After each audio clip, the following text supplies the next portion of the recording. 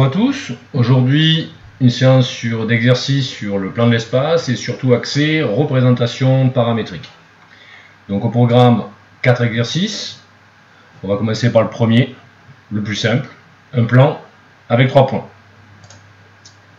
Donc on considère 3 points A, B et C, donnés par leurs coordonnées. Première question, vérifier que les 3 points définissent bien un plan. Ensuite, donner une représentation paramétrique du plan ABC. Pause, à vos stylos. Je donne un indice juste après.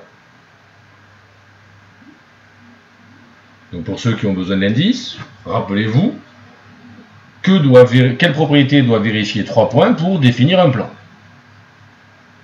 Comment doivent-ils être? Comment caractériser cette proposition, cette propriété? Comment la traduire par une égalité vectorielle? Comment traduire ces propriétés au niveau des coordonnées? À vous de réfléchir. Tout est dans le cours, la vidéo précédente, sur justement le cours sur le plan de l'espace avec les représentations paramétriques. Une fois que vous aurez tout ça, il n'y aura plus qu'à donner une équation paramétrique du plan ABC. Ça c'est pareil, il suffit de recopier la propriété du cours en remplaçant les coordonnées d'un point et de 2 vecteurs, que vous aurez sûrement trouvé. Allez, pause. Une fois que vous aurez fini, la correction. Correction, donc, normalement sous les yeux vous avez votre travail. Alors, question 1. Quelles conditions doivent vérifier 3 points pour définir un plan? Normalement, vous savez que ces 3 points ne doivent pas être alignés. Sinon, c'est une droite. Donc, quelle propriété doit vérifier 3 points pour ne pas être alignés? On parle ici de collinéarité. Les vecteurs AB et AC ne doivent pas être collinaires. Comment vérifie-t-on ça? Avec les coordonnées, puisqu'on nous les donne. Les coordonnées du vecteur AB se calculent facilement.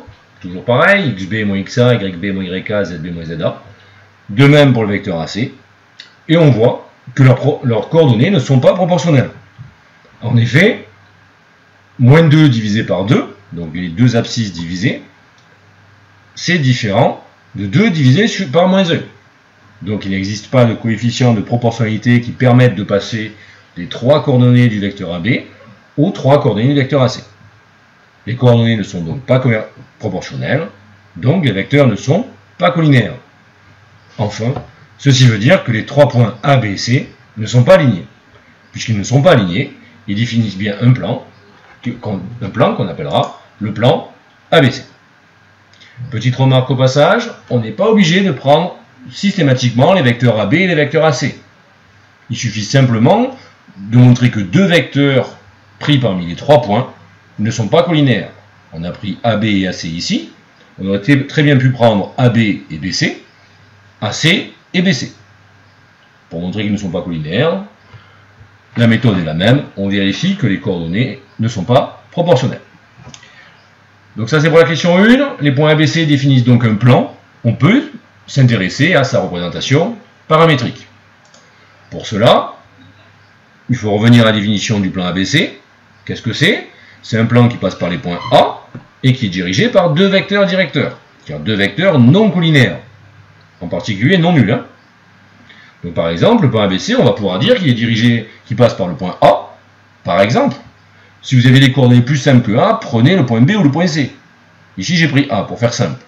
Passant par le point A et dirigé par le vecteur BA de coordonnées moins 2, 1, 4. Ici, par exemple, j'ai préféré prendre le vecteur BA plutôt que le vecteur AB. C'est exactement la même chose pour mon plan, si ce n'est que le vecteur BA, il y a un moins de moins. Donc du coup, dans mon équation, j'aurai un moins en moins. Ça fait toujours des chances de se tromper en moins. Donc je peux prendre le vecteur BA et le vecteur AC. De la même manière, je me rends compte que le vecteur AC, il a pour coordonnées moins 2, 2, 2. C'est-à-dire que c'est 2 fois le vecteur de coordonnées moins 1, 1, 1. Donc le vecteur V de coordonnées moins 1, 1, 1 est collinaire au vecteur AC. Il peut très bien faire l'affaire comme vecteur directeur. En prenant ce vecteur-là, j'aurai des équations paramétriques beaucoup plus simples. C'est pour ça que j'ai choisi de définir les équations paramétriques du plan ABC en prenant le plan qui passe par A et qui est dirigé par les vecteurs BA et V. On obtient ainsi les coordonnées, la représentation paramétrique du plan P, comme étant les coordonnées de tout point M de ce plan qui doit vérifier l'abscisse est égal à moins 3, moins 2t, moins t'. Comme pour les droites, on commence par l'abscisse du point A, suivi de l'abscisse du vecteur BA multiplié par un paramètre, que j'appelle t, plus l'abscisse du deuxième vecteur directeur, ici moins e, multiplié par un deuxième paramètre, ici t', que je l'appelle t', s, u, v, ça ne change rien, tant qu'on sait de quoi on parle. Pareil pour l'ordonnée de A, plus l'abscisse de BA, plus l'abscisse de V. On obtient y égale 2 plus t plus t'. Enfin, pour Z, même chose, la cote de A, qui est 4, plus la cote du vecteur BA multiplié par t, plus la cote de V multiplié par 1. On obtient ici une représentation paramétrique du plan ABC. L'ensemble des points M, pour lesquels il existe un couple de paramètres t, t' de réel, donc appartenant à R2, tel que les coordonnées de M puissent s'écrire comme une combinaison linéaire de ces deux paramètres. Exactement la même chose, il fallait que le vecteur AM soit une combinaison linéaire des vecteurs BA et V. Voilà ici la représentation paramétrique du plan. Ok ? Remarquez, petite remarque à la fin, le point A est obtenu en prenant comme paramètre t égale 0 et t' égale 0. On retrouve parmi les constantes moins 3, 2, 4, qui sont les coordonnées d'un point du plan. Si vous en voulez d'autres, faites varier les coordonnées de t et t', prenez les valeurs que vous voulez. En calculant, vous trouverez des coordonnées d'un autre point du plan ABC. Voilà, je vous remercie.